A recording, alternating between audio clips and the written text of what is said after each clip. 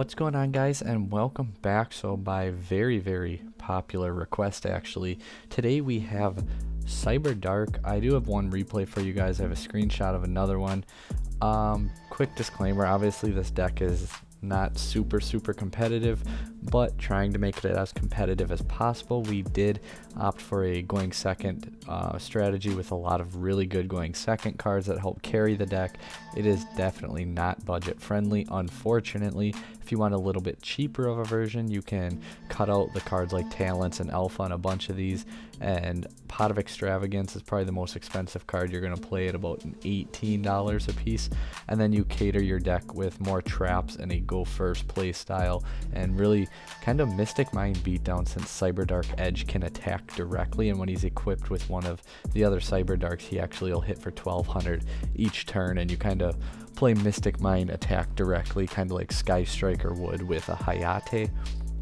So that's one thing that you can do. You could even like really copy them and throw like there can be only one and other traps in there. We did try that build, but it didn't really work out too well for us. We opted to go this way to play as competitive as possible, and again, it is not going to be budget friendly, unfortunately, but we do have a replay here quickly to show you guys. I do feel like he misplays something, unless he just, I don't know, because he's got Nyan Yan, King Long, and Lili, but yet he doesn't end very good, so it's kind of interesting. But we're gonna go ahead and hit play. If you're new to the channel, consider subscribing while we watch what he does. Normally they would go for like VFD and possibly the Macrocosmos monster, but we're gonna see here he doesn't do a whole lot more after. He just sets two, which happen to be the Chuchi and the Impermanence. I think maybe it's because Nyan Yan wasn't in grave yet, or I don't know, because special summon it. Yeah, it wasn't in the graveyard, so he couldn't special summon it and continue extending. He does have the E-Telly that he could have. Is Lulu at level 3? I'm not entirely sure. But I don't know. I feel like there's probably more he could have done, but he ended up obviously not doing it. So he passes turn right here. So we're going to go ahead and hit play a little bit. And we're going to obviously start out with our Mystic Mind and then force the Archosaur. The Crocodragon, sorry, forcing the Crocodragon, and then you can just special summon Zoo King Alpha, and at that point we could bounce it if we wanted to, but we're not going to do that. We're actually going to use the Talents and steal it, and then we can go ahead and pitch the CyberDark Cannon. We're going to search out our CyberDark Edge. We are playing the one Keel, but I don't know, I've actually felt like cutting it too, since Edge is definitely the really only good one out of pretty much the entire archetype, but obviously Cannon searches it out, so that's nice. And if a monster equipped with this battles, you can send a monster from your deck to the graveyard, which that will come up in a little while here, so you'll see that in the deck profile. We're just going to swing for a whole bunch of damage. There we send the CyberDark Claw, which then you can send from your extra deck to the graveyard, which can come up too. We'll cover that in the deck profile, along with some other plays, combos, and things that you can do. So we're just going to swing for 7,400.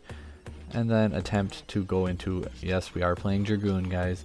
I mean, you know, we're trying to win as much as possible, and the deck, well, it makes Dragoon easy enough. Sometimes I'd actually keep, once in a while, the CyberDark Edge, because I can just attack directly and protect it with the equip card, things like that. But we had another one in hand. That's why we linked it off and kept the Alpha. But here we do see that he has Impermanence, so that kind of stinks a little bit, but we're not too worried about it. We're going to go into our Phoenix actually and just really clear out his back row. They are full of extenders, so it's not too much of a surprise that he gets into one of them. He actually miscalculated. He said he thought he had game. Not entirely sure what he was going for, but he thought he had game. Probably actually change up some levels with Chuchi and go with a play there or something of that sort. But anyway, he doesn't, so then he actually just quits right there because, well, there's nothing he could do, and we were just going to summon CyberDark Edge and attack directly on our turn. Let's go ahead and get to that deck list that is, well, big, expensive. So here we can go ahead and see we are playing 3 CyberDark Edge. Like I said, it's really the only good CyberDark machine monster. 1 CyberDark Keel, just, I don't know, I don't have a good reason why it's still in here. Like, I never search it, I never really want it. It's if it destroys an opponent's monster, you can inflict 300, but I don't know. I really don't know why we're still playing it. I guess just trying to keep the CyberDark count up a little bit. 3 CyberDark cannon because it searches out our edge, and then obviously you can equip it to the edge when you summon your edge.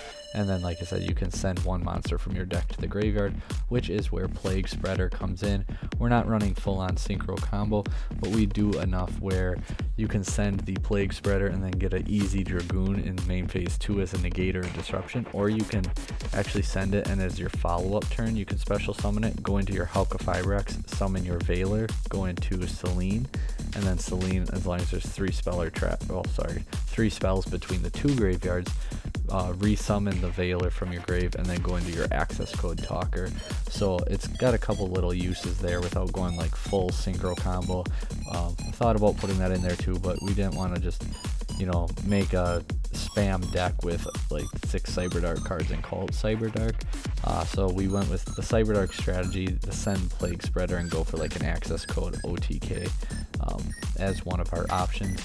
2 CyberDark Claw, because obviously you can discard it to search out your CyberDark Inferno, but other than that, I like the other effect because you can, if a monster equipped with this battles, especially like your edge, because your edge can attack directly, you can send a card from your extra deck, and that's why we play the double Elder Entity and Tis, because you can send the Entis to the graveyard and then pop a card on the field. The Dragoon cards, we are playing, like I said, it's a going second deck, and we're really focused on that and doing everything we can. So we're playing a lot of going second cards that actually net us monsters to go into our big links, like our, well, Verde for Dragoon, like our BLS, like our access code talker. 100% unnecessary right here, guys. BLS, you don't need it whatsoever. I actually have yet to make it, so that's, well, $80 you can save yourself as one option.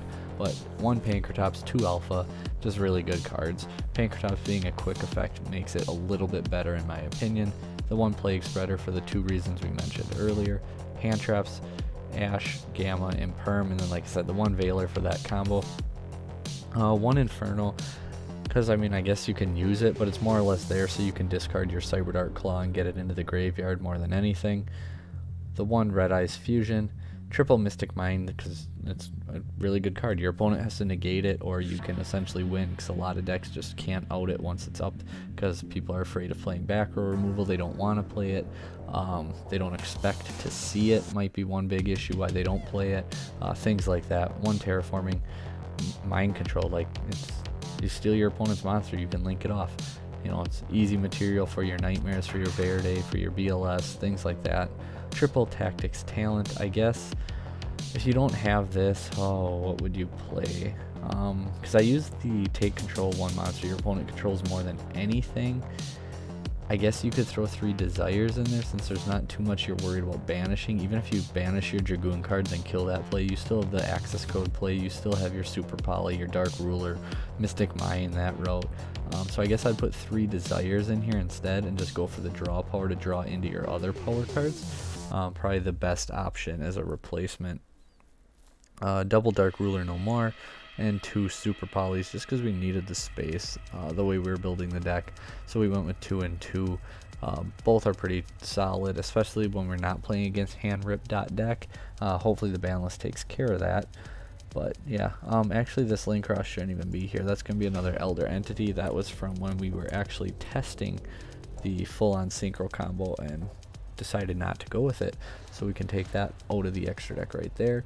1 Dragoon, double Starving Venom, Mud Dragon, 1 Dragostapelia as another Super Poly target. Ideally, even the second one of your Starving, you could have 2 different targets if you want.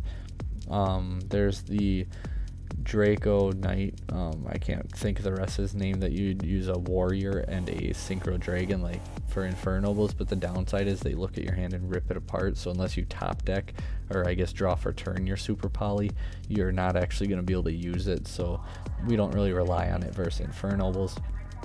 And I do like the 2 Starving Venom, because if they happen to play through the first and you do see your other Super Poly, they usually don't expect you to do it again.